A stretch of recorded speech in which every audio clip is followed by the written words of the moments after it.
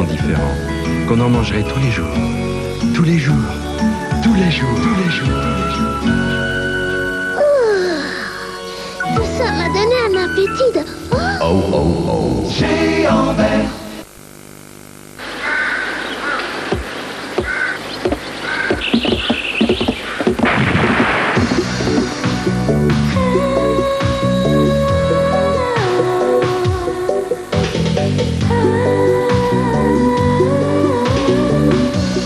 Tahiti contient du paradis.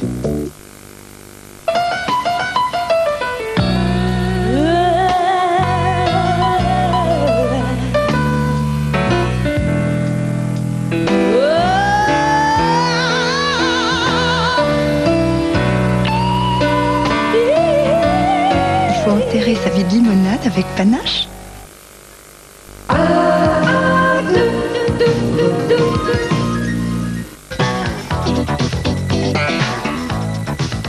Pour gagner au tapis vert ce mardi 24 juillet, il fallait jouer le valet de pique, la dame de cœur, l'as de carreau et l'as de trèfle. Très bonne soirée sur Antenne 2.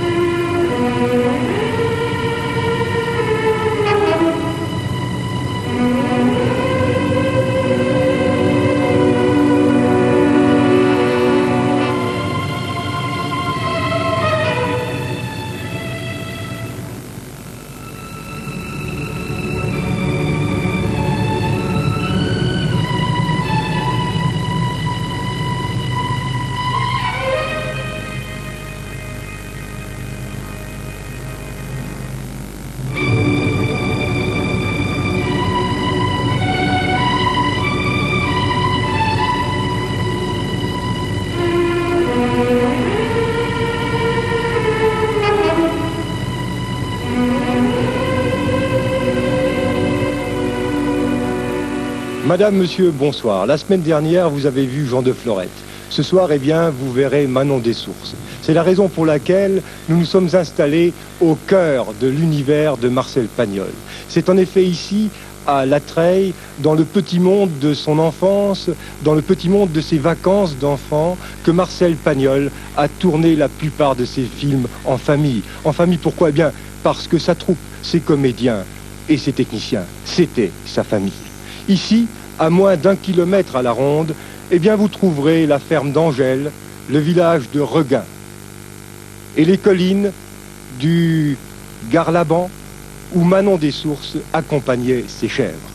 Pour nous parler de Marcel Pagnol, ce surdoué qui est passé du théâtre à la littérature à travers le cinéma et de quelle façon, une façon qui a marqué les années 30, eh bien plusieurs amis de Marcel Pagnol, mais également des admirateurs de son œuvre. Tout d'abord, Pierrette Bruno. Elle a joué sous la direction de Marcel Pagnol. Oui, moi j'ai eu le bonheur de débuter dans ce métier en faisant la reprise de Fanny au théâtre Sarah Bernard. Et c'est ici à La Treille que j'ai tourné Vivette, des lettres de Montmoulin.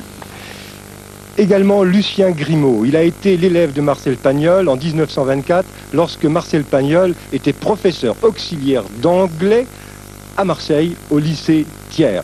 Ils ne se sont jamais perdus de vue, je crois. C'est vrai, oui. Je l'ai connu tout jeune, parce que j'étais en culotte courte.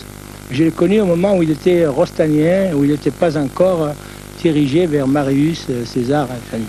Pierre Cordelier, journaliste marseillais, ami personnel de Pagnol, c'est un regard rare sur l'homme et sur l'œuvre de Pagnol. Jean-Pierre Chabrol, l'écrivain et le conteur qu'on ne présente plus, on peut le situer dans la tradition de Pagnol, Pagnol qu'il admire bien entendu. Robert Bouvier, journaliste et écrivain marseillais, passionné par sa ville, son folklore et son parler, il nous en parlera avec l'accent éventuellement. Claude Jean-Philippe, journaliste à Antenne 2, il a écrit 2 livres sur le cinéma et donc sur l'œuvre cinématographique de Pagnol, qui a marqué bien entendu les années 30, mais tout de suite, Manon des Sources, avant le débat, dans quelques instants, c'est-à-dire après le film, un débat ou plutôt une évocation du Petit Monde de Marcel Pagnol.